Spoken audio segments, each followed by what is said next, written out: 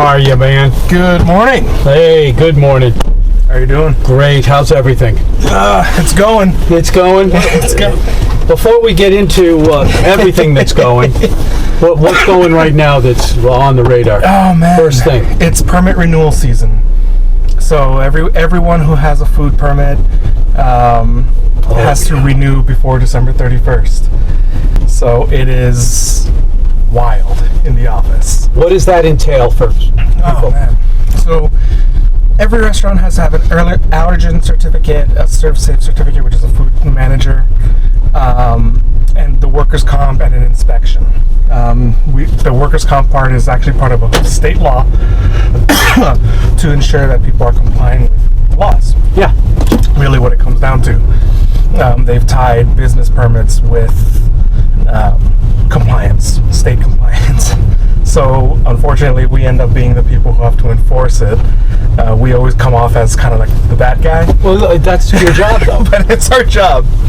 It's our job, and I'm actually really proud of our office and our members. So these are restaurants mostly, right? Mostly, yeah. Almost everything is restaurants right now.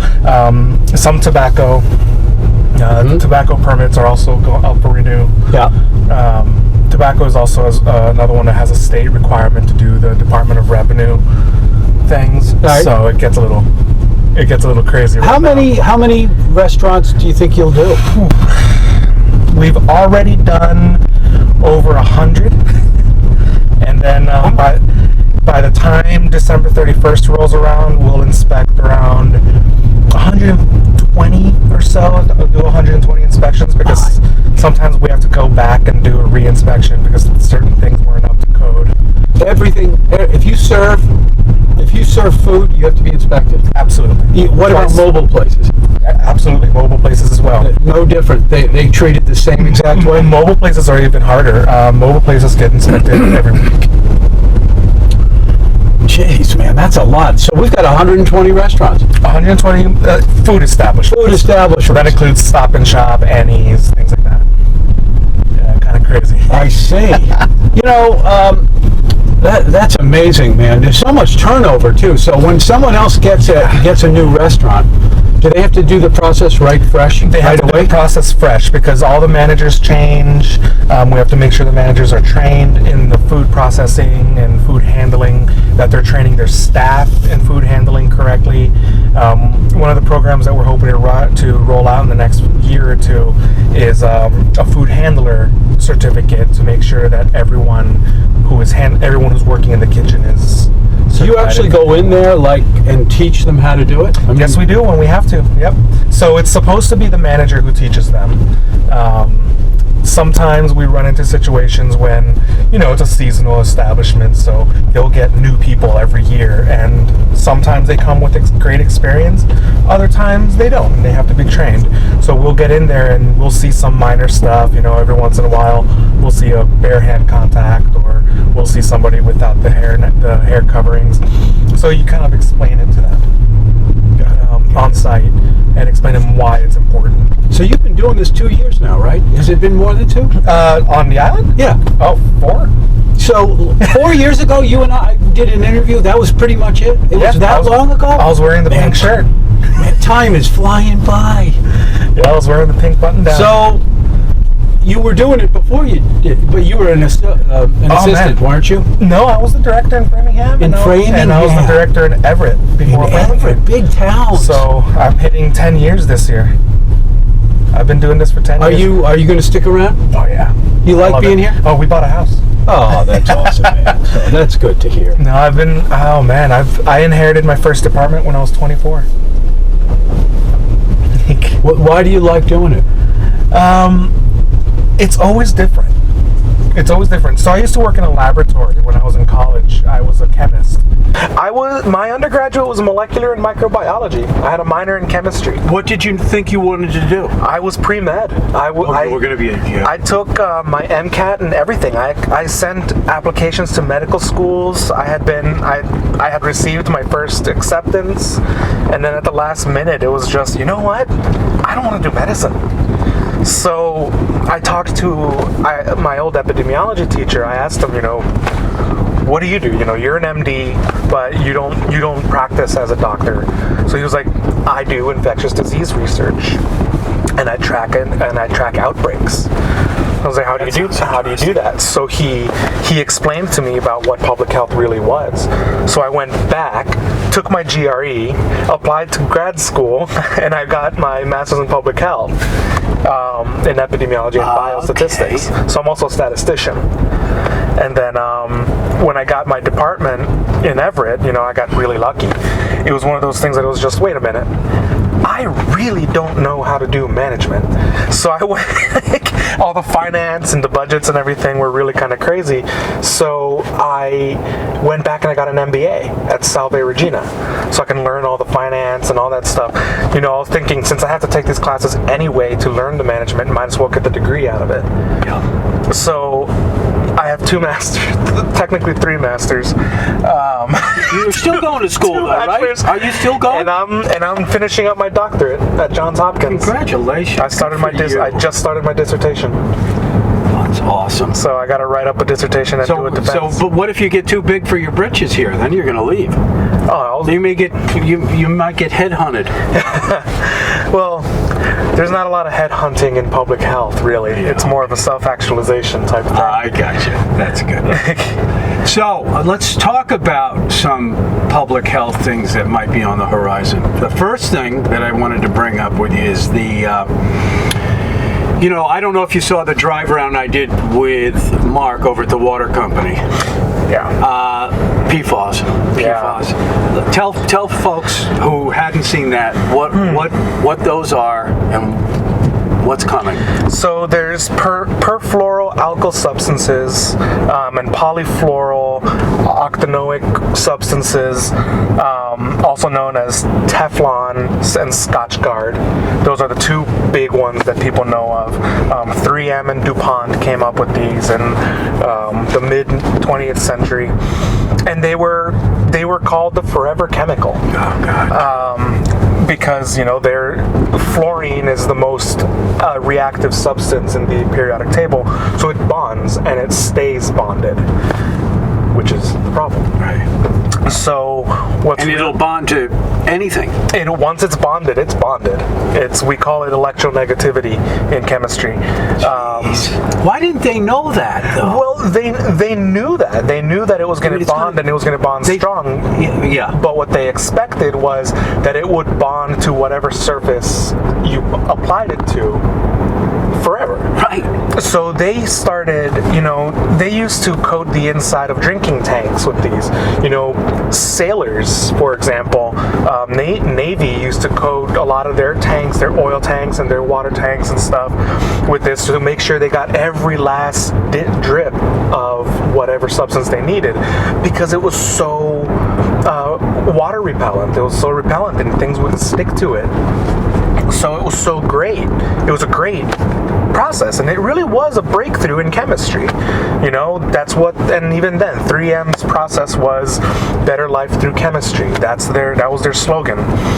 So at the time, it wasn't a bad idea. And then come 90s, information started coming out that this is actually kind of a dangerous chemical. And it's causing issues with certain cancers, body reaction. It's an endocrine disruption. So it's starting to become an issue. So they started pulling back on the industrial applications of it. Where is it found? Where can you find it? Everywhere. If you have any water repellent shoes, water repellent clothing, anything How can it get off of your shoes, though, and into your body? No. So as a result of that, when it starts breaking off of whatever surface you have, and it's always breaking off. Yeah. So as breaking off. That's the problem. Yeah. It doesn't break down as easily. So it starts getting into water. And because it's such a slippery chemical, its job is to be a water repellent, so it just slides through into groundwater. So it's worth testing. It's always worth testing for it. They have a bad problem On the Cape. On the Cape, yes. And they're using carbon filtration. That's for all their drinking water because it's in their water. Yeah, we have not had issues as of yet. Not yet. But that's something that we'll probably see. People should really look for it. We don't have a state maximum contamination limit. An MCL is what you'll be hearing about. The argument is that it'll be 20 parts per trillion, which is the perspective is 3 drops per swimming pool is 20 parts per trillion. Okay, 3 drops per swimming pool. Yeah, that's interesting. If you were to take 3 drops from a dropper and drop it into a swimming pool, that's enough to contaminate a drinking supply. So it's worth looking for it. And then carbon filtration is a very effective way to remove it. There's also newer filters called the resin filters that also do that. Yeah, are we putting a mask over a problem that we could probably get rid of simply by changing the way we live and the lifestyle that we can, these chemicals that we continuously keep using? I mean, they're all going to prop up eventually. Absolutely. We're all going to figure out that why are we using chemicals in any way? Yeah, when you start looking for it, you'll find it. I just read an interesting article about these freshwater mussels in the world. They're all dying. They can't figure out why. There's a big die-off, and they're trying to figure it out. One of the things that's really interesting about, when we talk about chemistry, everything is technically a chemical. Right. So for example, there's things called the material safety data sheets, the MSDSs. Modern chemistry calls it the SDS, the safety data sheet. We have to have SDSs for water. For pure water, there is a toxicity limit for distilled water. Okay. So technically, water is a chemical. Okay, sure. So that's why we have to put it all on ingredients lists and things like that. Water is the primary ingredient in Coca-Cola, but they still have to list it because it's considered a chemical by the Agency for Toxic Substances and Disease Registry, ATSDR. So you really kind of have to look in, and what it really comes down to is a lot of these chemicals are already here. They're all, and when I say here, I mean on the Cape, on the island, across the country, across the world. Yes, we're looking for PFAS and PFAS now, and those substances were banned in Teflon pans and things like that. Fire retardant. Firemen use it to practice with. Yeah. That stuff got banned years ago, but it's already out. People were already using it, and PFAS and PFAS, in my opinion, is just the tip of the iceberg. It's an emerging contaminant, and people are hearing about it, but what else are we not hearing about? Exactly. There's glyphosate out there, Roundup, that everyone's going after Monsanto. I just don't get it. Everyone's going after Monsanto. Sure. But glyphosate's not the most dangerous pesticide out there. There are much more dangerous pesticides that we're using on these poison green grasses we see here? Probably. There's pesticides. So when are we going to smarten up? Say, look, we got to landscape differently. We actually have a Citizens Warrant article that Miss Emery put on for this coming town meeting to ban glyphosate. She actually used it as a special legislation. She wrote it as a special legislation. I don't know what town council's response on that is, but in my opinion, I think it might actually work this time. So if you remember 2 years ago, Darcy Creech put in a Citizens Warrant article to ban glyphosate on the island, but she did it as a local bylaw. And unfortunately, the state has a law that doesn't allow us to ban pesticides without their approval first. So that's why it didn't work. This way it's written this year as a special legislation requires it to be approved at Congress. Mm-hmm. So it kind of would be passed as a law. So I'm hoping that in the town council review and in the attorney's reviews, actually it might come back. What would that mean?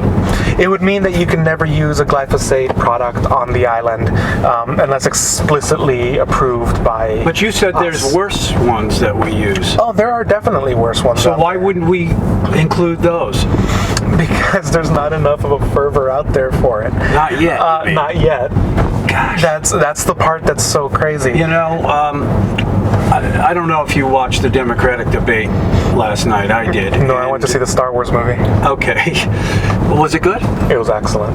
You know, I heard mixed reviews on that, by the way. Oh, there's always mixed reviews. The fans will be That's either great. way, no matter what you do. Yeah, right. You're a fan, huh? You're a big-time fan. Always grew up with it. Well, anyway, a couple of the candidates said that they would, on day one, declare a state of emergency, an environmental state of emergency, so that we can get a hold of what we're doing to the planet.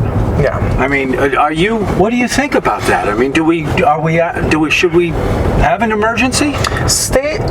Declaration of a state of emergency is definitely a great way to get funding. The problem is when a federal agency declares a state of emergency, you have to pay attention to the agency in charge. A lot of times politicians don't like to pay attention to what's actually going to end up happening. You know, you can declare a state of emergency for something like PFAS, and then when you find out that it's going to be X millions of dollars to repair it, then you hear the politicians saying, oh, well, I didn't know it was going to be that expensive. And then they start backtracking. Of course. So, what else can you do? Absolutely. I do think, though, that it would be effective. I do think it's a great idea because it brings a spotlight. It does, and it's all encompassing. You would assume. Yes. Not only is it for chemicals and climate change and carbon burning and. Yeah. Do you have any data on what kind of carbon the town burns and As far as the emissions go, we don't have a lot of data on that. But we do. I am part of the group with the sustainability committee and things like that. I'm working with natural resources. Jeff and I work very closely on a lot of our projects together. And yeah, we are working to find out ways to prevent climate change, or at least be a little bit more resilient, because climate change is coming.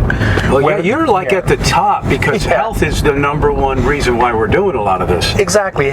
So one of the things that's not realized is with rising water levels, we get higher flooding, which means we get more mosquitoes, which means we get more mosquito-borne diseases. Right. It also causes more ticks, which means we get more tick-borne diseases. You know, there's a lot that comes with climate change. It's not just rising water and infrastructure. All right, and then before I let you go here, the other thing I wanted to ask you about is the experiment that we're about to start doing with mice. Yes. Right? Are you excited about that? So, with my background in molecular bio, I'm reading these studies, and it's just, oh man, I miss the laboratory. I think it's very exciting. I think it's worth a look, at the very least, the experiment on an uninhabited island to see where we go. Okay, so what's the most exciting part that could come from it? If we don't get the mice on the island, at the very least, we're learning how to alter genomes to attack specific diseases. So we'll start seeing catered gene therapy. So if a person has, a throat cancer, we would be able to take the specific gene of that cancer from that specific person, tailor a medicine to fight their cancer. We're not using this overarching chemotherapy that's poisonous to the body, really. Right. I have a family member going through breast cancer right now, and it's very tough to see that coming home every day. Are they using chemo and those? That's what you have to do. She's getting chemo. Yep. And it's really hard to see it because it's such an overarching drug that they're really they're poisoning your body and they're poisoning the tumor at the same time. They're just hoping the tumor dies first. Yep, that's right. Whereas this sort of CRISPR. So for those people who are watching and don't understand exactly why we're doing this, explain what's going on. It's for... Absolutely. So right now, what they're looking to do is they're trying to take the Nantucket white-footed mouse, which is the main carrier for tick-borne diseases like Lyme. And they're trying to, some of those white-footed mice have a natural immunity to Lyme disease. So they're taking those genes out of that mouse, amplifying it, putting it into other mice, and then releasing the mice, so that when there's sexual competition and new generations are born, they're born with that immunity. So it'll interrupt the chain of transmission of Lyme. How can we affect all of those mice, though? I mean, they have to breed thousands of mice, tens of thousands of mice, and then release. Can we get rid of the other ones, or no? They'll outcompete. I see. So what we're looking to do is, when the mice population drops, so in the winter when there's really cold out here, and you got the winter owls out there hunting the mice population on the island drops from about 600,000 to about 300,000. When I say we, but MIT, if they were to release about 100,000 mice, that's actually 1/3 of the entire population. So in theory, at the very least of them, half of them will breed. So that's 1/6 of the entire population having children that are immune to Lyme, and then they will have children, and those will have children, and their life cycle is only about 2 years. So in theory, about 5 years from now, the bulk of the mice population will be immune to Lyme, interrupting that whole chain. Interesting. And then the side effects of something like that could be the owl eats a genetically modified mouse and something happens to the owl, or when it breaks down, whatever eats that mouse. Does that affect? So in theory, there should be no effect, because this immunity is already out there. It's what's called a wild type immunity. It's already out there. But because there's a new machinery that you're adding to the genome, they want to test it first. So in case there's a hawk or an owl or something, they want to test it on an uninhabited island. That's why this one is. Are we the first case of this, or no? We would be the first case of an inhabited island. So they want to test it out. They want to test it on an island that nobody lives on. Somebody that's privately owned, a small island where they can use about 10,000 mice, just to try it. But not here. Where do you know where that is? No, they're trying to keep it quiet for now. Oh, I see.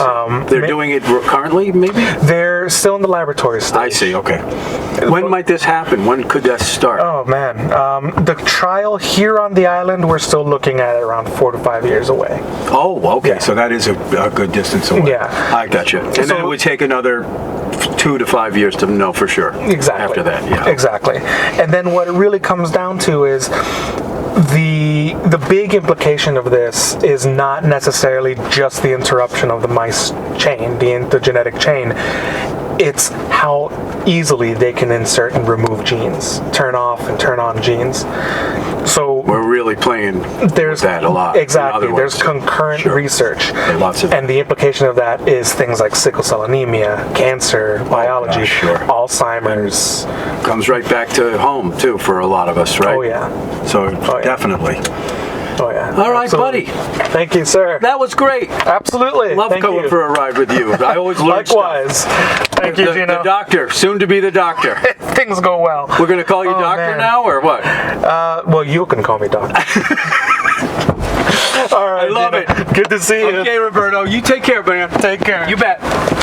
Bye. Take care.